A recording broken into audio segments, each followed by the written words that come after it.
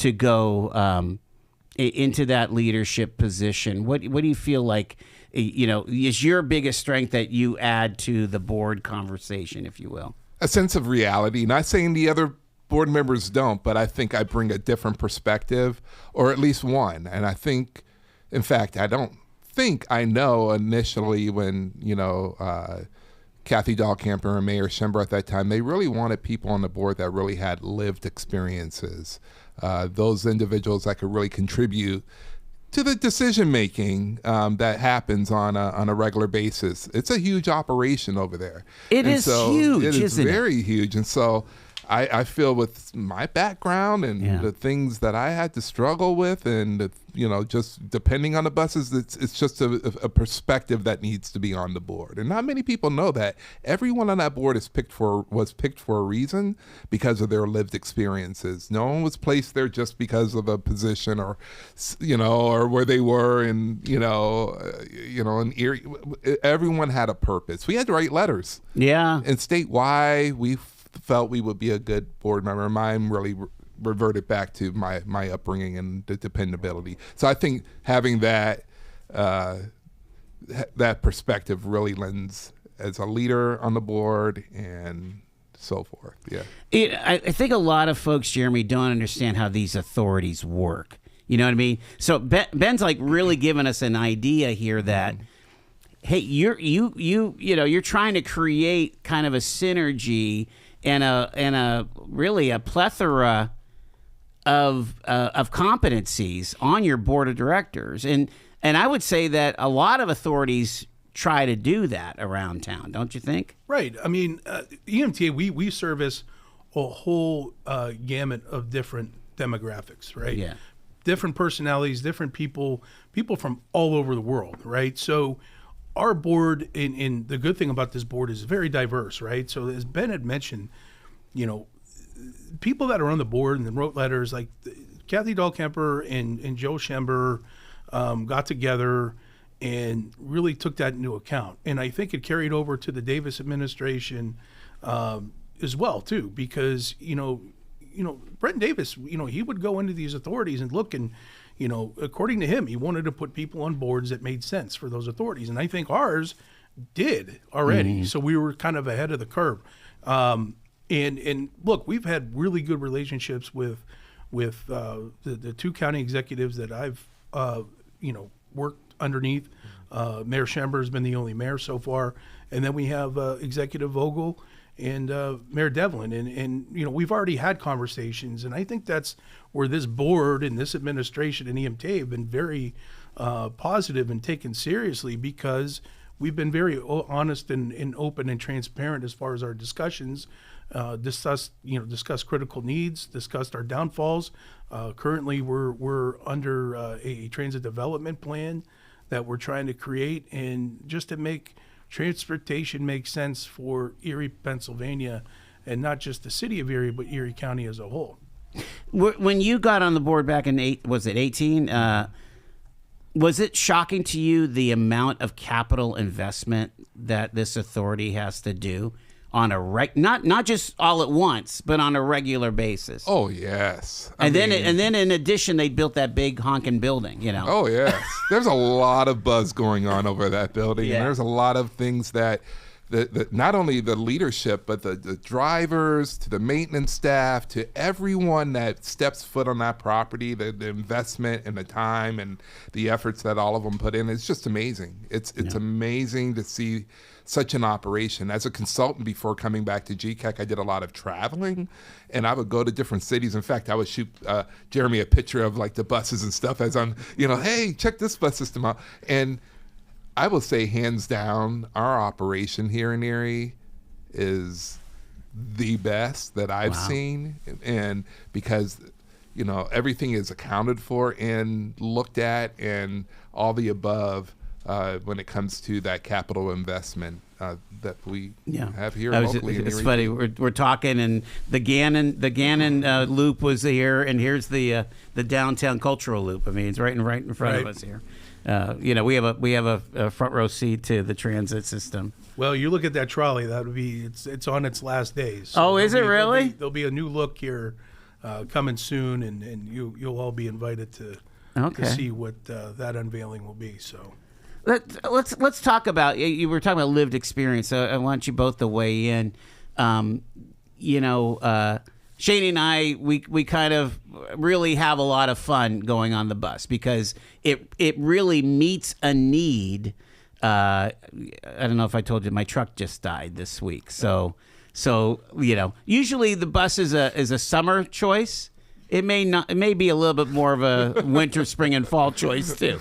But I love the idea of not having to try to figure out where I'm parking or Celebrate Erie is here, and so it's just a mess.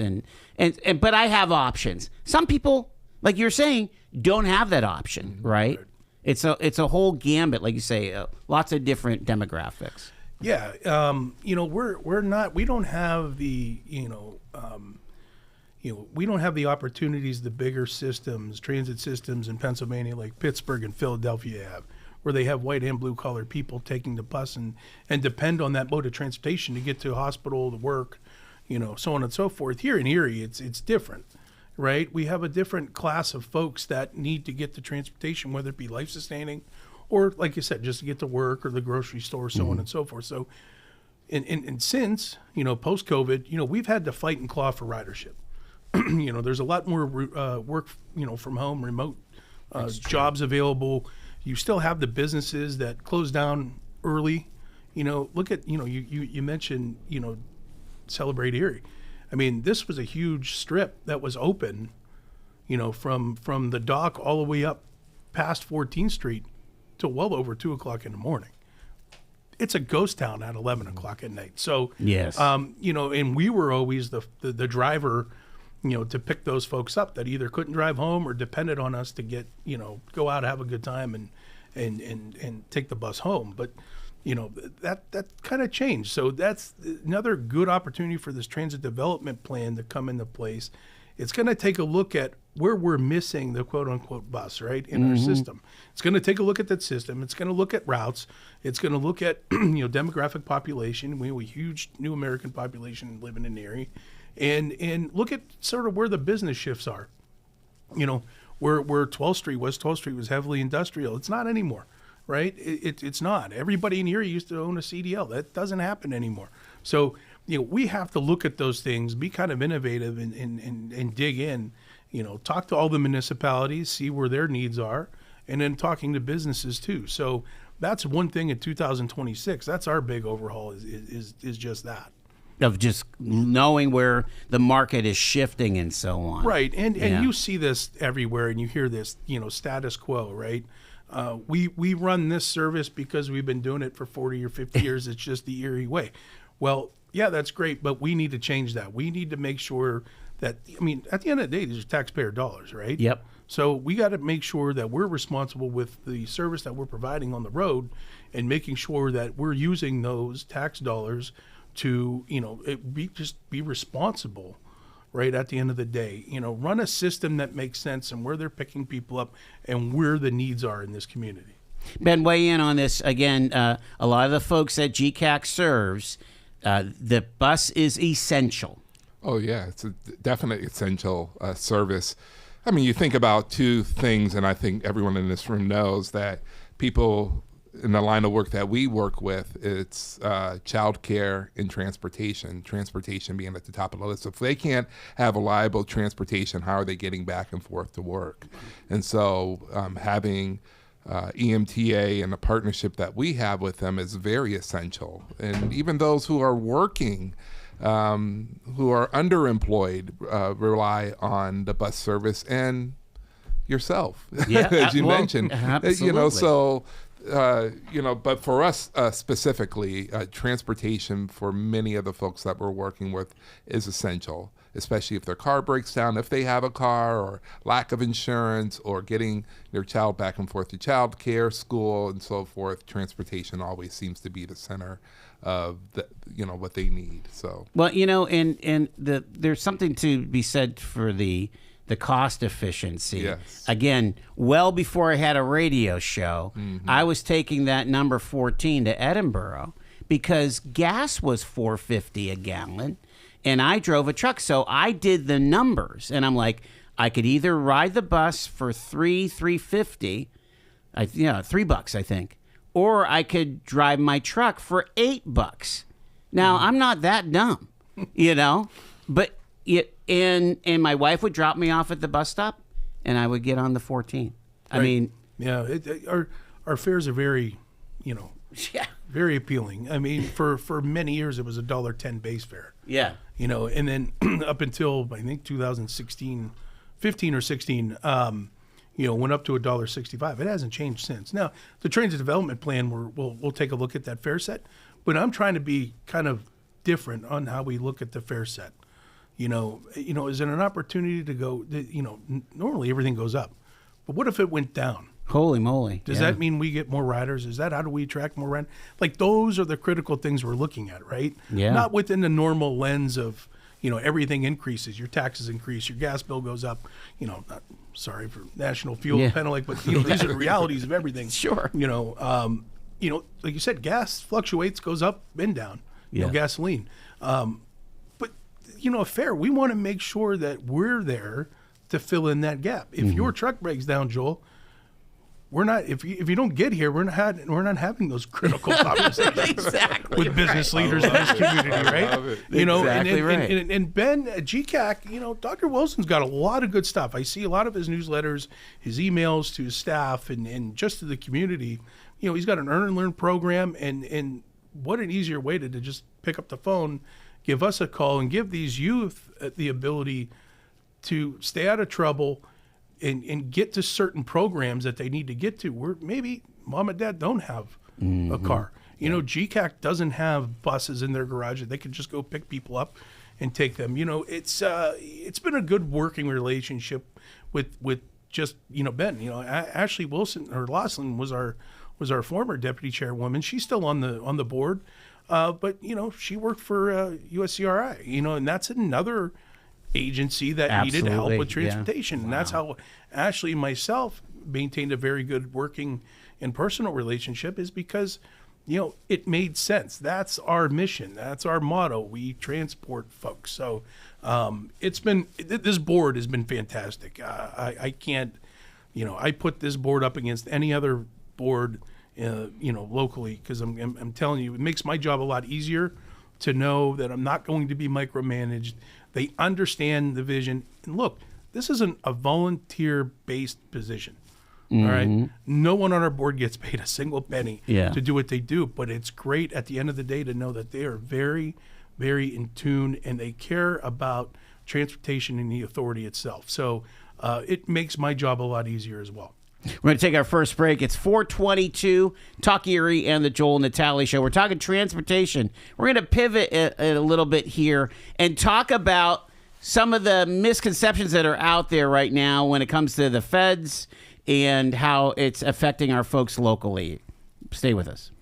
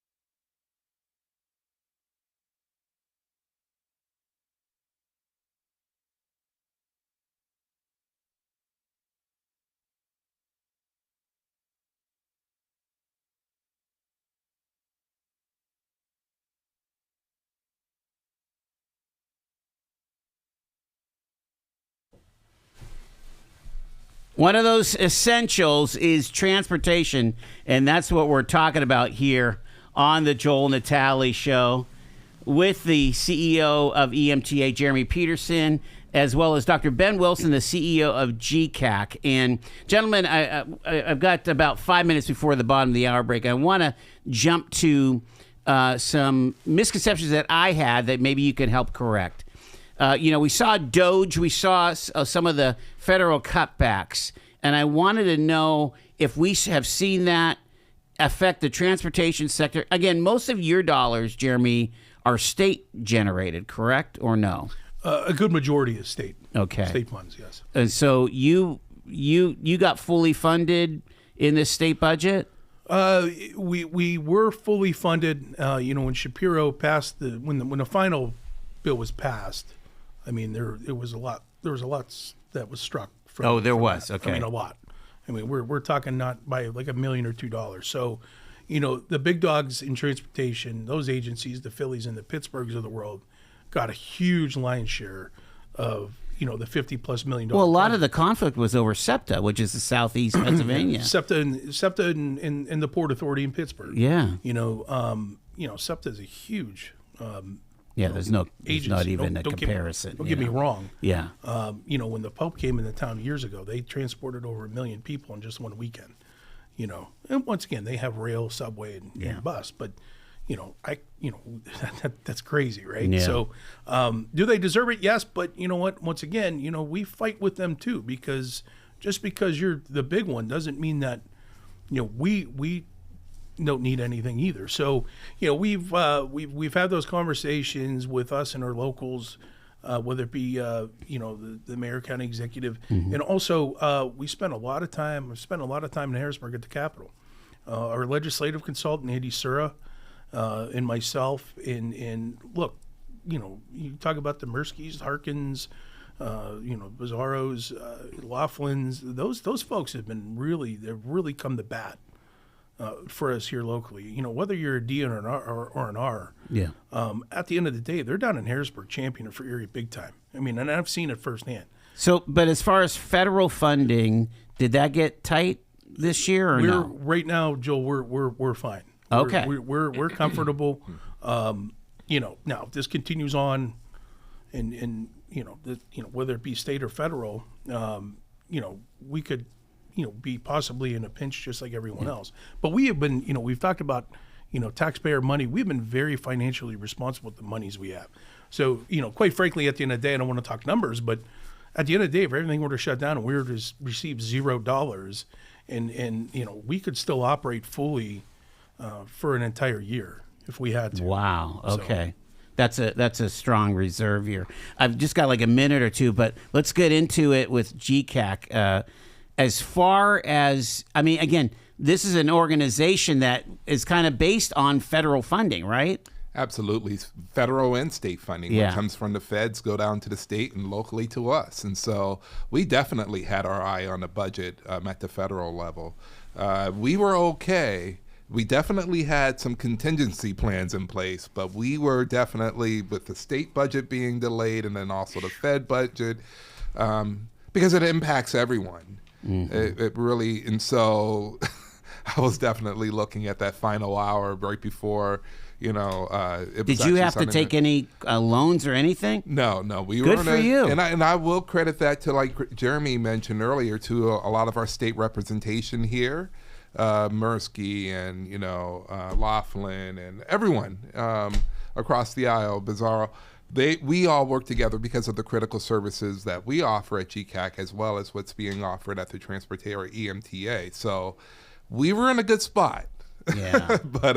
And we're glad that it's over, and hopefully it doesn't, We're glad that it's over, yeah. Well, and again, it was nerve-wracking for us in PA. It was. That as October 1st rolled around, it's like we still don't have a budget, and now it's a double whammy. And obviously, again, I think about folks that you serve, that SNAP benefit loss had to be devastating for, what was it, a week or two, or? I think it was more. It was a while. Yeah. Because then we were coming up with contingency plans about the contingency plans, and right. so it was definitely a crazy fall. a crazy first year for me, and but Yeah. one that I think I've found myself, real fortunate to have partners here in Erie County that we can work with. Trial by fire for Dr. Ben Wilson as CEO of GECAC. We're going to keep our conversations with our CEOs going here, but stand by for news. It's Talk Erie.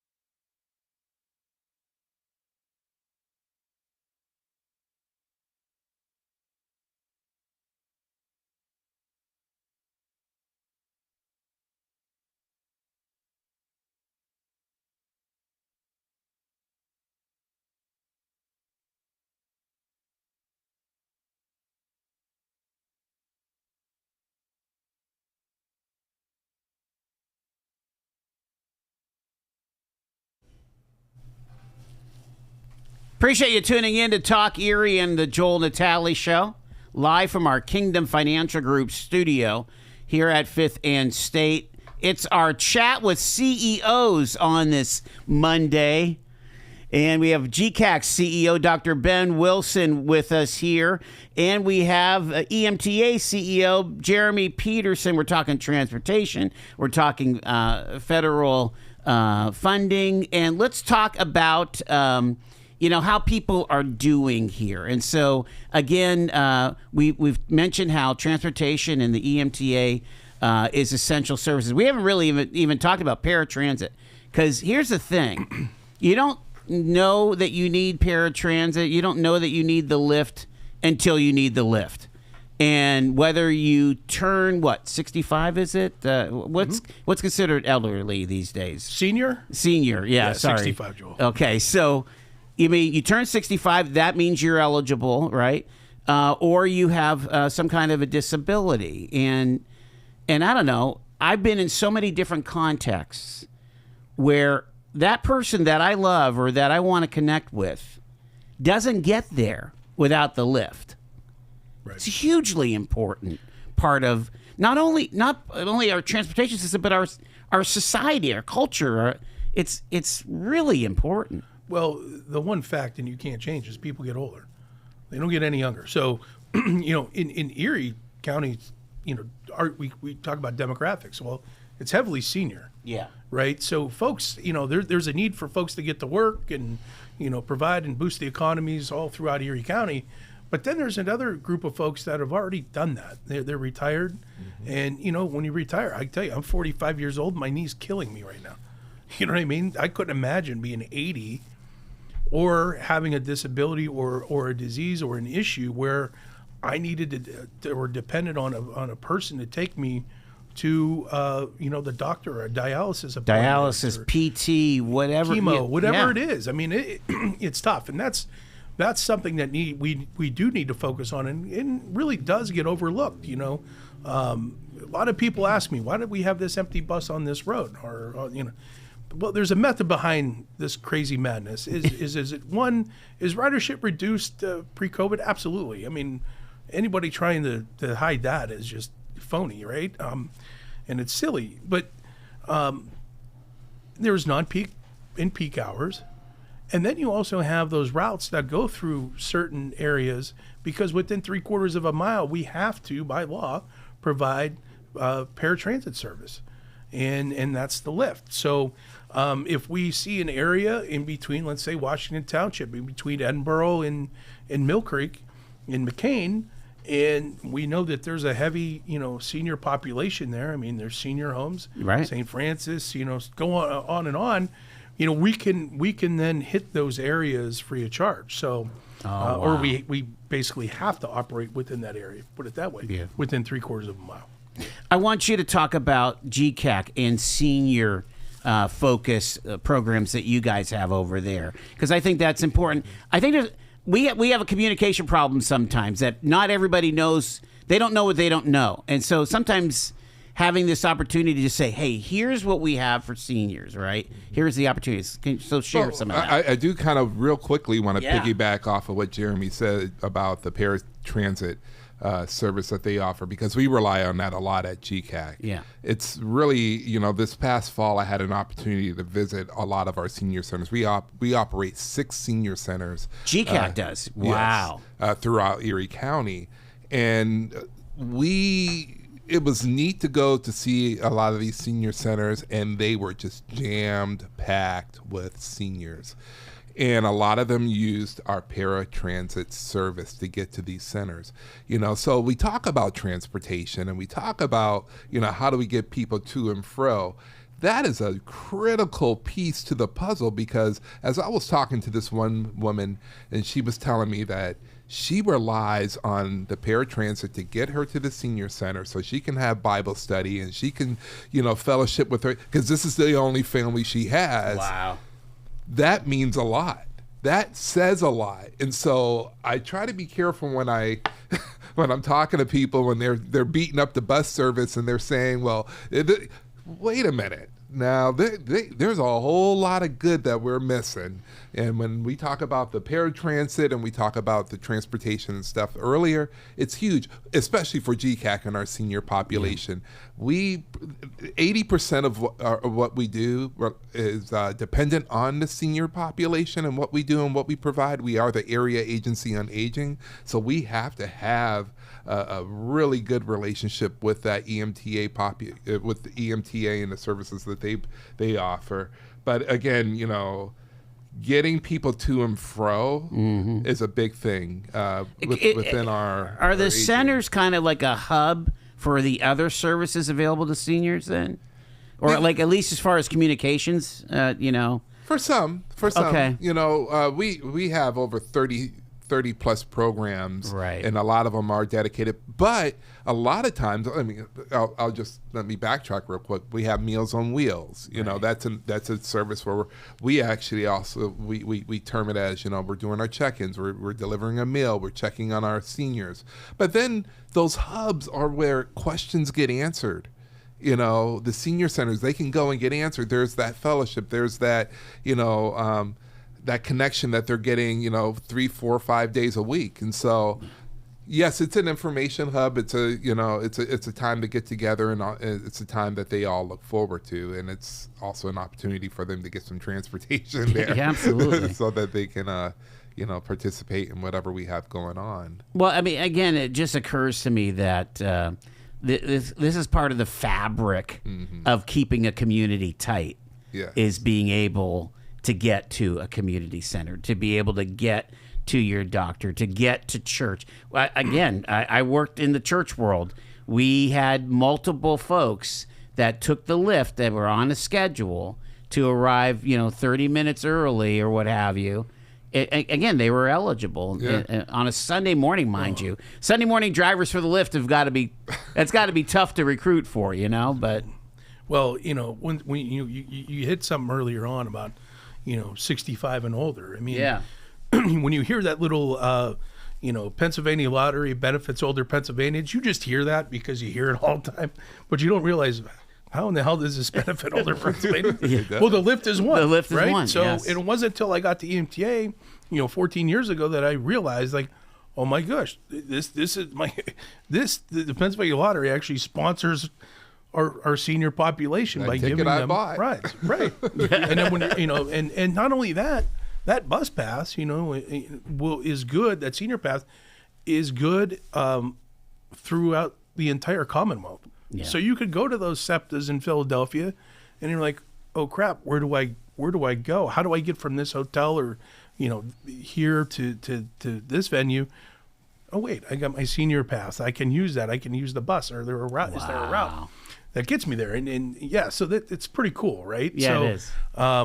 But like Ben said, we have the senior population. We have, there's a lot of things going that we put into routing and run cutting, and why we put certain buses on certain routes, right? So that's another dynamic is you have different populations, the folks that need to go to work in the morning and the afternoon, and you also have the seniors, and then you also have on a little bit, you have your 8th grade Tuesdays. Sure. Your smaller fraction of folks that go to the 8th grade Tuesdays, the Erie Otters, the Seawolves, the Phil, the Warner, you name it. So you have to take a look at all these different dynamics and everybody's interest of where they need to go, and try to scratch your head, sit at the table, and figure this out. And that's what we're doing right now. Are there certain places that we need to be hitting that we aren't? So how do you consider like how late or how early a bus run has to be? Because it occurs to me, okay, Seawolves, what is it, 80 or 70 home games or whatever. Not only is it the 4,000 people in the stands, but it's a couple hundred people that are working there, many of which kind of need the bus to get there. Can they get home? Right. Yeah. After a 9:30 end time or whatever. Yeah. I mean, we take that into account. We also look at the ridership too. I mean, we do our analytics. We do look and see what routes are performing, which ones are underperforming, so on and so forth. And if there's a need to tweak things, that's what we do. Once again, I'll fall on my sword. We are not the perfect agency. right? By any means. You've heard me say this from day one. But it's my goal, and I've been hired to make it better, so we're never going to be at 100% efficiency, right, as from all over, every aspect of transportation, but I think we're getting there, right? And at the end of the day, I sleep better knowing that, if I were to get hit by, I'm not going to say a bus tomorrow, if I get ran over by a car, okay, tomorrow. The Amtrak. No. I know, right, the Amtrak. I know at the end of the day, my board and folks can say, I found it, I left it better than how I found it. Right. And that's kind of the message I give them to my administration too, is look, we're not going to solve the world's problems, right? But we're going to make it better, right? You talk about the election too, right? Whether you personal beliefs set aside, you have to make sure that what's the best situation for my authority or my business, right? And that's, those people need to think about that too. And I think you've had over the course of my tenure very good politicos in office that care about at least what EMTA does and listen to what our needs are, and they also listen to how we're going to make it better. Cool. I would also kind of just to piggyback off of what Jeremy said, over the last 45 minutes we talked about very different populations: seniors, the working poor, those who lack transportation. I mean, just in 45 minutes. And for the folks over at EMTA to be able to manage that, all populations, as well as the numbers and knowing the routes and getting the drivers up to speed and working with that I mean, it's a lot of moving parts, and the credit just doesn't go to the board or even to Jeremy. It really goes to our drivers who are on the road every single day, because they have the pulse of the city. They know what's going on, and they really truly are those getting people from point A to point B, hands down. And so we just help craft some of the decisions and things like that, but really a lot of the credit goes to those individuals and those who are on the road every single day. I heard a few, probably right before I was elected to the board, I was talking to a councilman, and he says, you know what, at the end of the day, the buses still roll. They roll no matter what goes on, who's elected or whatever.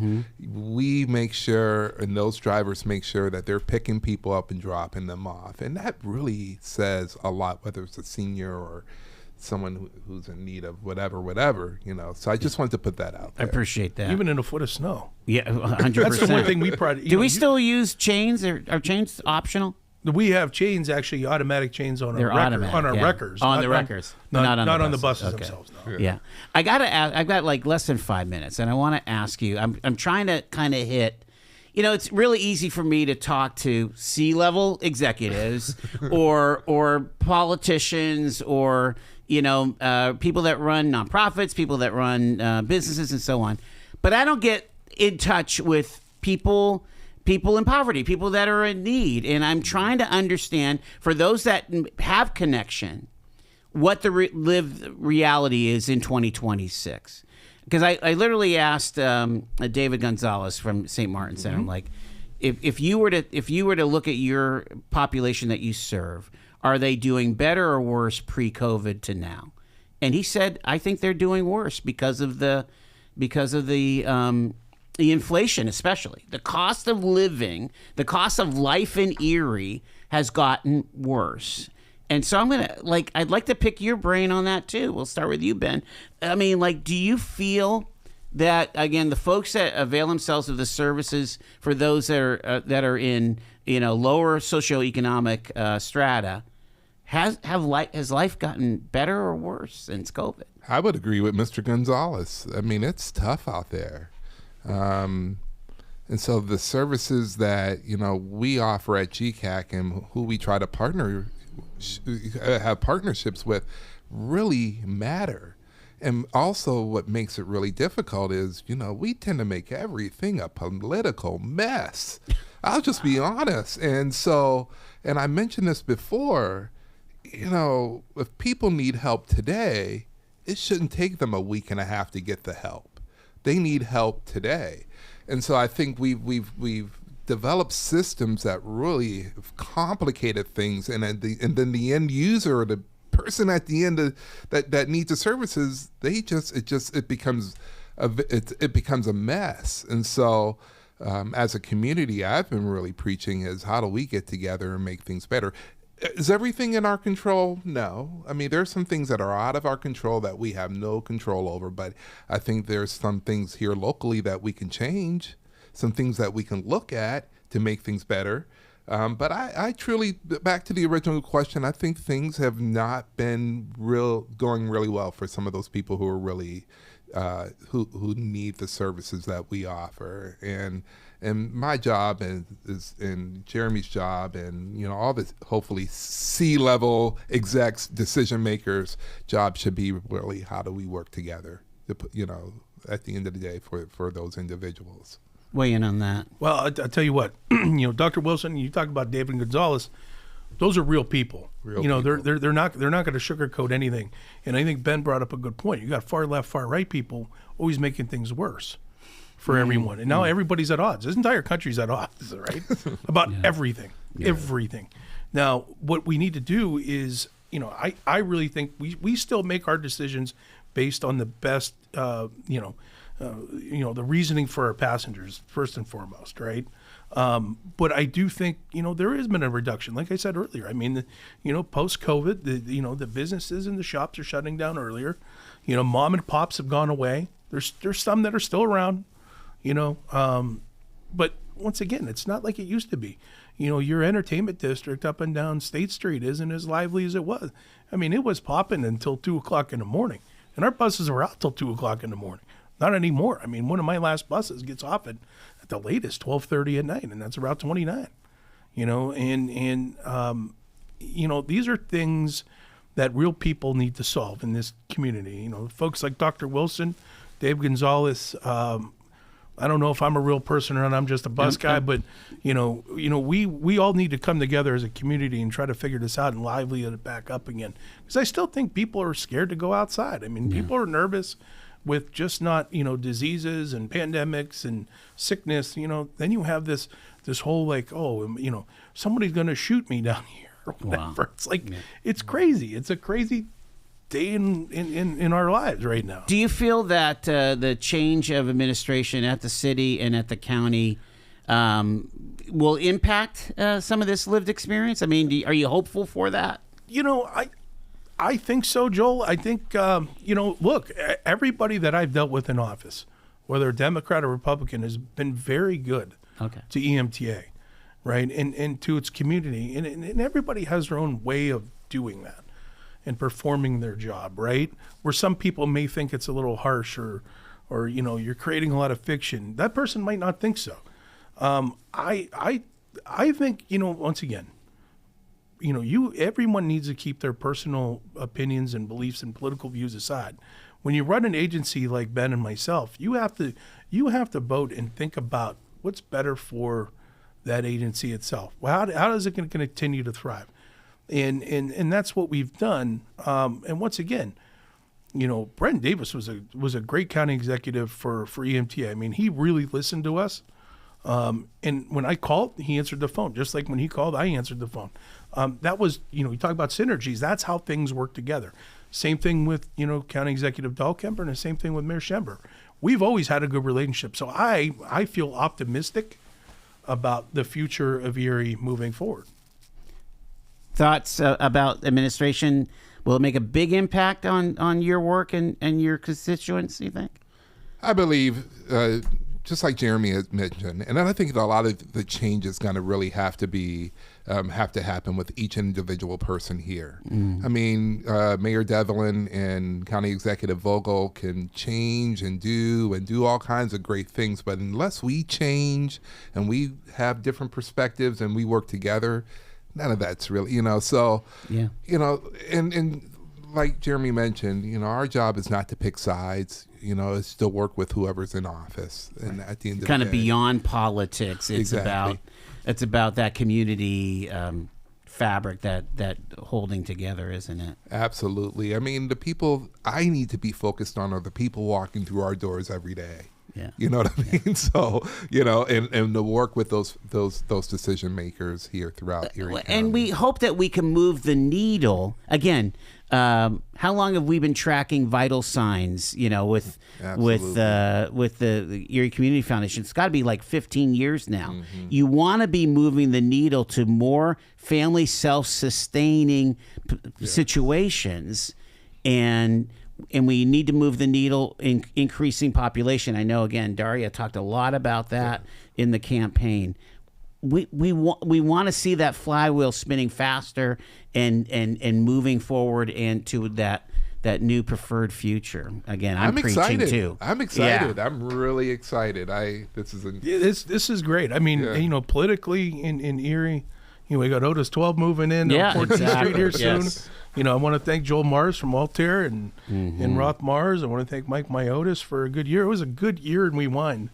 I mean, we could be here for 4 hours talking about the accomplishments of EMTA, and 100%. And Dr. Wilson getting the new CEO of GECAC, makes our jobs easier too. And I want to thank you again for having us on. This is great and very optimistic view for the future. We'll catch up with you in a few months.